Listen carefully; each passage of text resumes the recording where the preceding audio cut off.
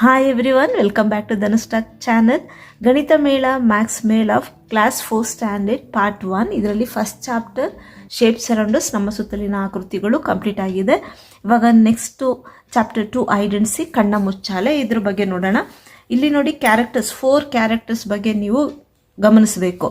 Mini, ಜಗತ್, ಬೋಲು ಮತ್ತು ರಾಣಿ. ಮಕ್ಕಳ ಹೆಸರು ಬೇಸ್ ಮಾಡಿನೇ ಇಲ್ಲಿ ತುಂಬ ಕ್ವಶನ್ಸ್ಗಳು ಬರುತ್ತೆ. So let start.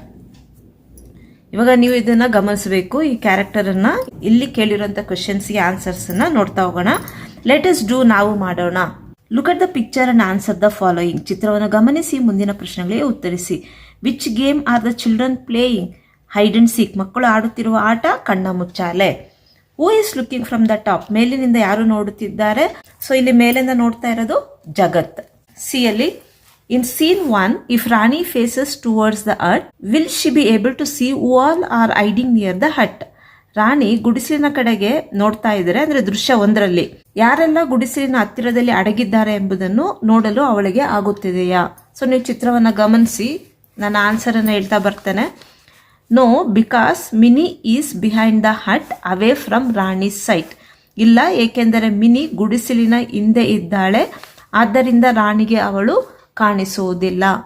ಅಬ್ಸರ್ವ್ ಮಾಡಿ, ನನ್ನ ಆನ್ಸರ್ ಕರೆಕ್ಟ್ ಆಗಿರುತ್ತೆ. ನೆಕ್ಸ್ಟ್, ಡಿಸ್ಕಸ್, ಚರ್ಚಿಸಿ. ಇನ್ ಸೀನ್ 4, ದೃಶ್ಯ 4, can Mini see all the children playing the game? Discuss, ಆಟ ಆಡುತ್ತಿರುವ ಎಲ್ಲ ಮಕ್ಕಳನ್ನು ಮಿನಿ ನೋಡಲು ಸಾಧ್ಯವೇ? ಚರ್ಚಿಸಿ. Mini can see Bolu and Jagat but not Rani because the hut blocks her view. ಮಿನಿಗೆ ಬೋಲು ಮತ್ತು ಜಗತ್ತನ್ನು ನೋಡಬಹುದು, ಆದರೆ ಗುಡಿಸಲು ಅಡ್ಡವಾಗಿರುವುದರಿಂದ ರಾಣಿ ಕಾಣಿಸುವುದಿಲ್ಲ. Mini and Bolu and Rani draw the same brick. Why are they drawing of the same brick different? Discuss. Question number 2. Mini, Bolu ಮತ್ತು ರಾಣಿ ಒಂದೇ ಇಟ್ಟಿಗೆಯನ್ನು ಚಿತ್ರಿಸಿದ್ದಾರೆ. ಬೇರೆ ಬೇರೆಯವರು ಚಿತ್ರಿಸಿರುವ ಅದೇ ಇಟ್ಟಿಗೆ ಚಿತ್ರ ಭಿನ್ನವಾಗಿರಲು ಕಾರಣವೇನು? ನೋಡಿ, ಇಲ್ಲಿ ಒಂದು ಇಟ್ಟಿಗೆ ಬ್ರಿಕ್ ಕೊಟ್ಟಿದ್ದಾರೆ.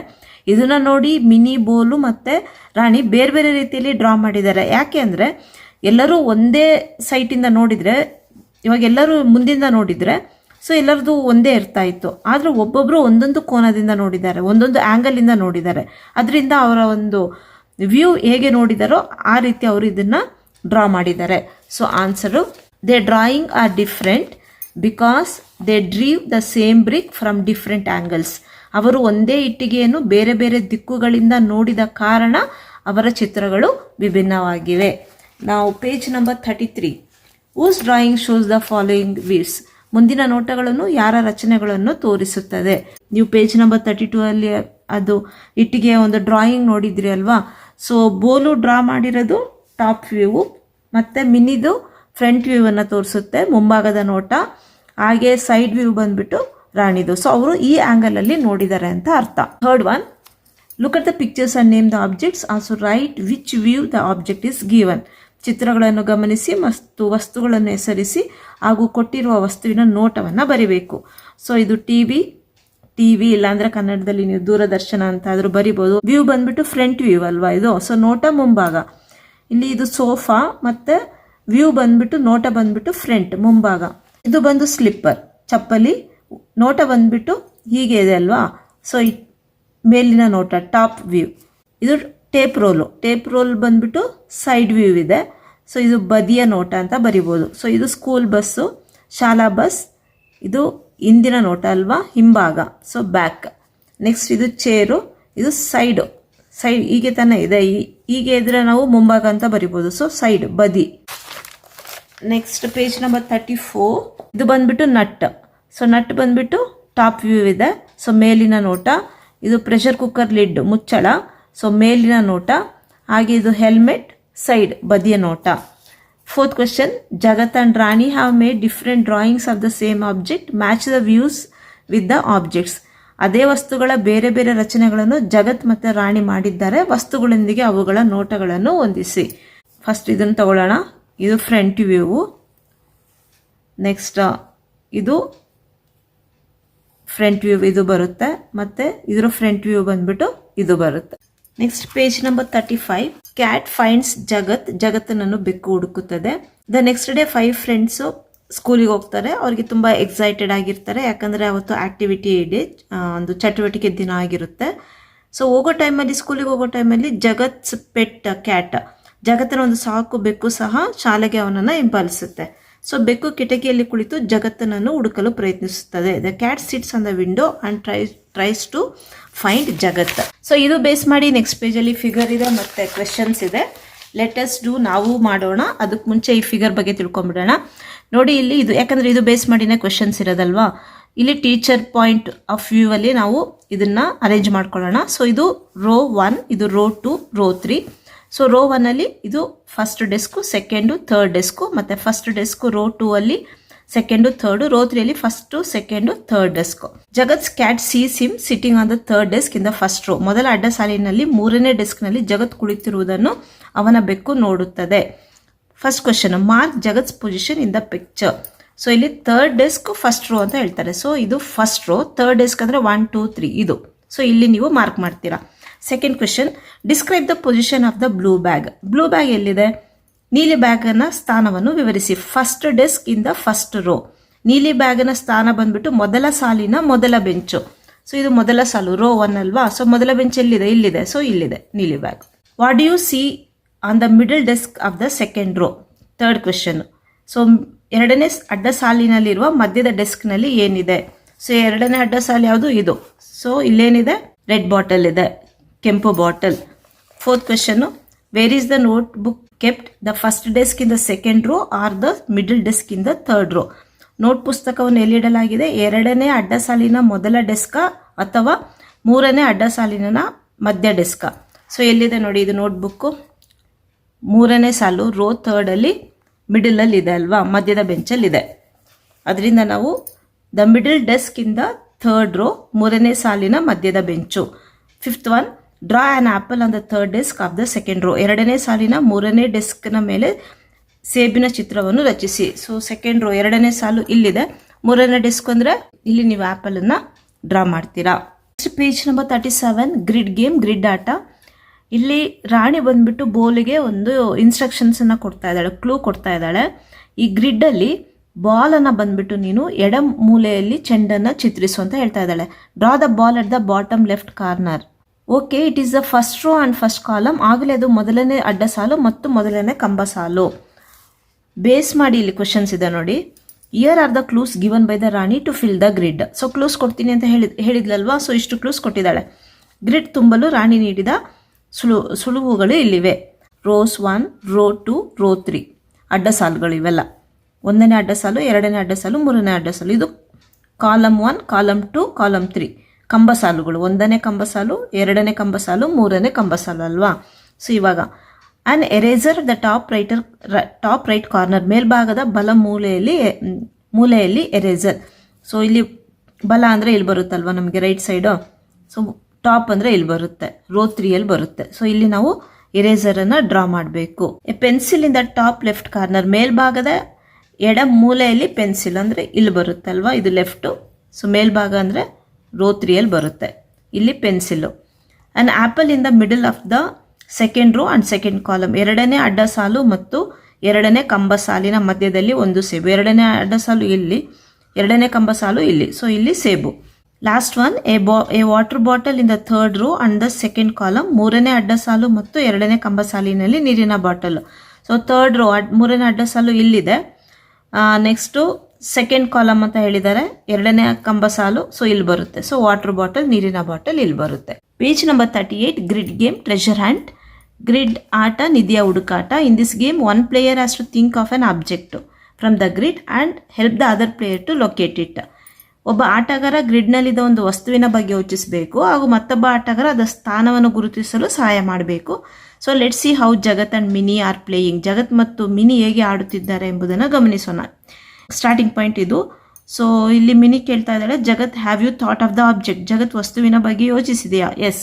Mini take 4 steps to the right from the starting point. ಆರಂಭಿಕ ಸ್ಥಾನದಿಂದ ಮಿನಿ 4 ಹೆಜ್ಜೆ ಬಲಕ್ಕೆ ಚಲಿಸುತ್ತಾಳೆ. It is an orange. ಅದು ಕಿತ್ತಳೆ ಅಂತ ಕೇಳ್ತಾಳೆ. ಸೊ ಅವನು ಹೇಳಿದ ಹಾಗೆ ಅವಳು ಇಲ್ಲಿಂದ ಇಲ್ಲಿಗೆ ಬಂದು ನಿಂತ್ಕೊಂಡಿದ್ದಾಳೆ. So she is asking it is an orange. So ಅವ್ನು ಥಿಂಕ್ ಮಾಡಿರೋ ಆಬ್ಜೆಕ್ಟ್ ಅದಲ್ಲ. You are 3 steps away. ನೀನು ಇನ್ನು 3 ಹೆಜ್ಜೆ ದೂರ ಇದೆಯಾ ಅಂತ ಹೇಳ್ತಾನೆ. ಸೊ ಅದೇ ರೀತಿ ಕ್ಲೂ ಕೊಡ್ತಾ ಬರ್ತಾನೆ. ಸೊ ಅದು ಬೇಸ್ ಮಾಡಿ ಇಲ್ಲಿ ಒಂದು ಕ್ವೆಶನ್ ಇದೆ. What object did Jagat think of. Jagat ಯೋಚಿಸಿದ ವಸ್ತು ಯಾವುದು? Jagat thought of the object mango. Jagat ಯೋಚಿಸಿದ ವಸ್ತು ಮಾವಿನ ಹಣ್ಣು. ನಾವು page number 39. Play the game with your partner. ನಿಮ್ಮ ಸಹವರ್ತಿಯೊಂದಿಗೆ ಆಟವನ್ನು ಆಡಿ. From the starting point trace the path to reach the flower.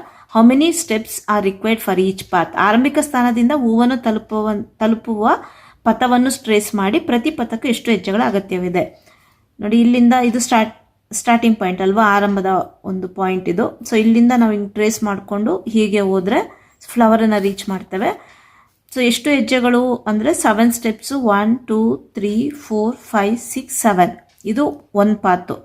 Speak out or write down the different path follow to reach the flower. ಹೂವನ್ನು ತಲುಪಲು ಅನುಸರಿಸಿದ ವಿವಿಧ ಪಥಗಳನ್ನು ಬರೆಯಿರಿ, ಅರ್ಥವ ಹೇಳಿ.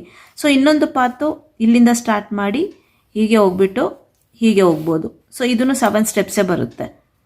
From the starting point where would you reach in a smaller number of step the mango or the orange.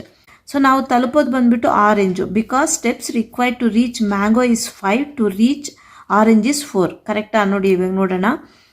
ಇಲ್ಲಿಂದ ನಾನು ಆರೆಂಜಿನ reach ಮಾಡಬೇಕು. 1 2 3 4 step ಬೇಕು. ನಾನು ಮ್ಯಾಂಗೋನ ರೀಚ್ ಮಾಡಬೇಕು ಅಂದರೆ 1 2 3 4 5 ಸ್ಟೆಪ್ಸ್ ಬೇಕು. ಕರೆಕ್ಟಾ? ಆರಂಭಿಕ ಬಿಂದುವಿನಿಂದ ಕಡಿಮೆ ಹೆಜ್ಜೆಗಳನ್ನು ಯಾವುದನ್ನು ತಲುಪಿದ್ದೀರಿ? ಮಾವಿನ ಹಣ್ಣು ಅಥವಾ ಕಿತ್ತಳೆ ಅಂದರೆ ಕಿತ್ತಳೆ. ಏಕೆಂದರೆ 5 ಹೆಜ್ಜೆಗಳು ಮಾವಿನ ಹಣ್ಣು ತಲುಪಲು, 4 ಹೆಜ್ಜೆಗಳು ಕಿತ್ತಳೆ ಹಣ್ಣು ತಲುಪಲು ಬೇಕಾಗುತ್ತದೆ. ಕರೆಕ್ಟಾ? Drone around the school. ಶಾಲೆಯ ಸುತ್ತಲೂ ಡ್ರೋನ್. Page number 40. ಸೊ ಈ ಚಿತ್ರವನ್ನು ನೀವು ಗಮನಿಸಿ. Trace the path from class 4 to the stage. 4ನೇ ತರಗತಿಯ ಕೋಣೆಯಿಂದ ಸಭಾಂಗಣ ಪಥವನ್ನು ಟ್ರೇಸ್ ಮಾಡಿ. Page number 41. ನಾನಿಲ್ಲಿ 3 ಥರ ಒಂದು ಪಾತನ್ನು ನಾನು ಇಲ್ಲಿ ಸ್ಟೇಜ್ ತಲುಪಲು ನಾನು ಇಲ್ಲಿ ಟ್ರೇಸ್ ಮಾಡಿದ್ದೇನೆ. ಇಲ್ಲಿ ಕ್ಲಾಸ್ 4 ಇಲ್ಲಿದೆ. ಸೊ ಇದು ಒಂದು. ದೆನ್ ಇಲ್ಲಿಂದ ಒಂದಿದೆ. ಓಕೆ. ದೆನ್ ಇನ್ನೊಂದು ಇಲ್ಲಿಂದ ಒಂದಿದೆ. ಒಟ್ಟು 3 ಇದೆ. ಬೇರೆ ಬೇರೆ ಕಲರಲ್ಲಿ ನೀವು ಟ್ರೇಸ್ ಮಾಡಬೇಕು. How many route were you able to find? 3. ಎಷ್ಟು ಮಾರ್ಗಗಳನ್ನು ಕಂಡುಕೊಳ್ಳಲು ಸಾಧ್ಯವಾಯಿತು? 3. ಸೊ ನೀವೇನು ಮಾಡ್ತೀರಾ? ಬೇರೆ ಬೇರೆ ಬಣ್ಣದ ಪೆನ್ಸಿಲ್ಗಳಿಂದ ಅದನ್ನು ನೀವು ರೂಟ್ಗಳನ್ನು ತೋರಿಸ್ತೀರಾ. Which is the shortest route? How do you know? The shortest route through the middle wing park. It is direct straight line with fewer turns. ಮಧ್ಯದ ವಿಭಾಗದ ಪಾರ್ಕ್ ಮಾರ್ಗ, ಏಕೆಂದರೆ ಇದು ಕಡಿಮೆ ತಿರುವುಗಳನ್ನು ಹೊಂದಿರುವ ನೇರ ಹಾದಿ. ಸೊ ಅತ್ಯಂತ ಹತ್ತಿರ ಮಾರ್ಗ ಯಾವುದು? ನಿಮಗೆ ಹೇಗೆ ತಿಳಿಯಿತು ಅನ್ನೋದಕ್ಕೆ ಉತ್ತರ.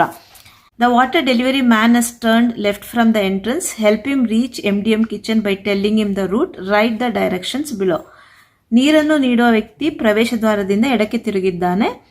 ಮಧ್ಯಾಹ್ನ ಉಪಹಾರದ MDM ಅಡುಗೆ ಮನೆಯನ್ನು ತಲುಪಲು ಅವನಿಗೆ ಮಾರ್ಗವನ್ನು ತಿಳಿಸಿ ಸಹಾಯ ಮಾಡಿ. ಸೊ ಎಂಟ್ರೆನ್ಸ್ ಇಲ್ಲಿದೆ. ಲೆಫ್ಟ್ ಅಂದರೆ ಈ ಕಡೆ. ಕರೆಕ್ಟಾ? ಸೊ ನೀವು ಯಾವ ರೂಟಲ್ಲಿ ಈ ರೀತಿ ಹೋಗ್ತಿರಲ್ವಾ, ಅಷ್ಟು ಹೆಸರುಗಳನ್ನು ಬರೆದು ನೀವು ಹೇಗೆ ಅವನಿಗೆ ತಲುಪೋದಕ್ಕೆ ಹೆಲ್ಪ್ ಮಾಡ್ತೀರಾ ಅನ್ನೋದನ್ನು ಬರೀತೀರಾ. ಈಸಿ. ಸೊ ನೀವು ಏನಿಲ್ಲಿ ಟ್ರೇಸ್ ಮಾಡ್ತೀರಾ ಆ ರೂಟ್ಗಳ ಹೆಸರನ್ನು ನೀವು ಬರೀತಾ ಹೋಗ್ತೀರಾ. Next, Rajat is not feeling well. Which way will you choose to take him to the medical room from the library. So each individual ನಿಮಗೆ ಬಿಟ್ಟಿದ್ದು ನೀವು ಹೇಗೆ ಟ್ರೇಸ್ ಮಾಡ್ತೀರಾ ಅಂತೇಳಿ. ಸೊ ನೀವು ಯಾವ ದಾರಿಯಿಂದ ನೀವು ಟ್ರೇಸ್ ಮಾಡ್ತೀರೋ ಆ ಹೆಸರುಗಳನ್ನು ನೀವು ಬರಿತಾ ಹೋಗ್ತೀರಾ. ರಜತ್ ಆರೋಗ್ಯ ಸರಿಯಿಲ್ಲ. ಅವನನ್ನು ಗ್ರಂಥಾಲಯದಿಂದ ವೈದ್ಯಕೀಯ ಕೊಠಡಿಗೆ ಕರೆದೊಯ್ಯಲು ಯಾವ ಮಾರ್ಗವನ್ನು ನೀವು ಆಯ್ದುಕೊಳ್ಳುವಿರಿ? ಸೊ ನೀವು ಸ್ಟಾರ್ಟಿಂಗ್ ಪಾಯಿಂಟ್ ಎಲ್ಲಿರಬೇಕು? ನಿಮ್ಮದು ಲೈಬ್ರರಿ ಆಗಿರಬೇಕಲ್ವಾ. ಸೊ ನೀವು ಲೈಬ್ರರಿಯಿಂದ ನೀವು ಒಂದು ವೈದ್ಯಕೀಯ ಕೊಠಡಿಗೆ ಕರ್ಕೊಂಡು ಹೋಗಬೇಕು. ಮೆಡಿಕಲ್ ರೂಮ್ ಎಲ್ಲಿದೆ? ಸೊ ನೀವು ಹೇಗೆ ಟ್ರೇಸ್ ಮಾಡ್ತೀರಾ, ಸೊ ಆ ಪ್ಲೇಸಸ್ಸನ್ನೆಲ್ಲ ನೀವು ಆ ಪಾತ್ಗಳನ್ನ ಹೆಸರನ್ನ ನೀವು ಬರೀತೀರಾ. Last page number 42. After the assembly in the playground, Bolu must go to the IT room and Rani has to go to the sports room. ಆಟದ ಮೈದಾನದಲ್ಲಿ ಪ್ರಾರ್ಥನೆಯ ನಂತರ ಬೋಲು IT ಕೊಠಡಿಗೆ ಮತ್ತು ರಾಣಿ ಆಟದ ಕೊಠಡಿಗೆ ಹೋಗಬೇಕಾಗಿದೆ. Trace their paths. Which way is longer? So playground ಇಲ್ಲಿದೆ. ಸೊ ಬೋಲು ಬಂದ್ಬಿಟ್ಟು IT ರೂಮ್ಗೆ ಹೋಗಬೇಕು. ರಾಣಿ ಬಂದ್ಬಿಟ್ಟು ಸ್ಪೋರ್ಟ್ಸ್ ರೂಮ್ಗೆ ಹೋಗಬೇಕು. ಕರೆಕ್ಟಾ? ಸೊ ಸ್ಪೋರ್ಟ್ಸ್ ರೂಮ್ ಇಲ್ಲಿಂದ ಇಷ್ಟಿದೆ. ಸೊ ಯಾರ ಪಾತ್ ಜಾಸ್ತಿ ಇದೆ ಅಂದರೆ, ಸ್ವಲ್ಪ ದೂರ ಇದೆ ಅಂದರೆ IT ಇಲ್ಲೇ ಇದೆ. IT ರೂಮು, IT ಕೊಠಡಿ ಇದು ಸ್ವಲ್ಪ ಜಾಸ್ತಿ ಇದೆ ಅಲ್ವಾ. ಸೊ ಯಾವುದು ಉದ್ದವಿದೆ? ಹೆಚ್ಚು ಉದ್ದವಿದೆ. ರಾಣಿಯ ಮಾರ್ಗವು ಹೆಚ್ಚು ಉದ್ದವಿದೆ ಅಂತ ನಾವು ಹೇಳ್ಬೋದು. ಕರೆಕ್ಟಾ?